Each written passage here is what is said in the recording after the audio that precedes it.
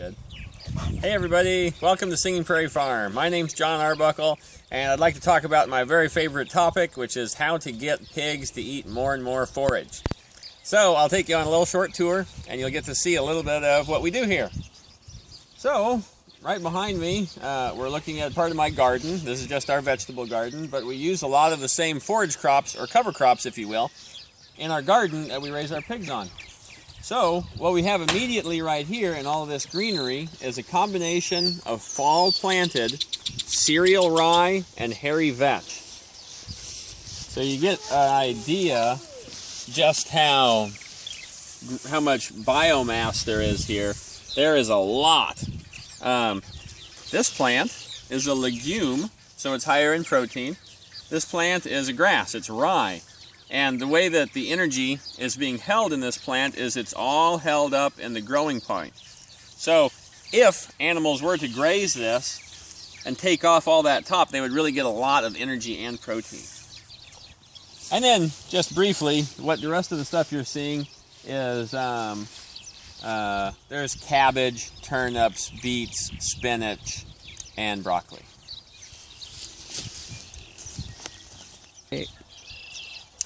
Okay, everybody, here we are standing at one of our larger fields. This is a field that we alternate in between like farmers market vegetables and forage crops. So this field was grazed last year, and it was planted as a summer annual with a really thick planting of sorghum Sudan grass. And then we grazed pigs through it using solar electric fencing. What we found was that we reduced the pigs' grain consumption by 37%, and the pigs gained weight 33% faster than the pigs that were eating a full grain diet. So, in a nutshell, the pigs that had less grain and more greens gained weight 30% faster, and they were doing that in this field. What's going on right now, this is more rye and hairy vetch. We're going to roller crimper it here in about 3 weeks when the plant is in full flower, and that way it terminates, it kills without the use of chemicals. And then, once we have terminated it with a roller, then we're going to transplant more garden crops into it. And the garden crops that we're going to plant are tomatoes, watermelons, cantaloupe, and winter squash. So, shall we go on to our next field? So, this is another field of annuals that we've planted. The history of this field is that it was incredibly thick with what I call dirty fescue, which is an endophyte hosting grass.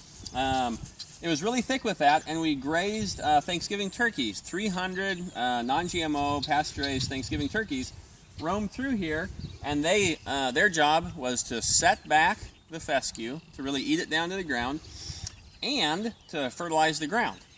So they did that really well, and then during a January thaw, we got out 3 Belgian draft horses that belonged to our Amish neighbors, plowed it up, and then in the springtime, after that, we disked it, we seeded it in kind of a high-tech cover crop combination of Arabica field peas, Jerry oats, and a T-Raptor hybrid brassica, which is a turnip. So as you can see, everything is just starting to sprout, and I hope that this field in 45 days is as thick as the one that we just saw. Our goal is to rotationally graze pigs through here, and in a combination of this field, the field we just saw, and one more field, we'd like to demonstrate that we can get pigs to gain weight effectively on an 80% reduced grain ration, and what we'll be providing them with that's not grain will be greens. So we think that offering pigs a similar annual forage mixture as is given to grain-free dairies with the appropriate pig genetics will allow the pigs to grow and thrive.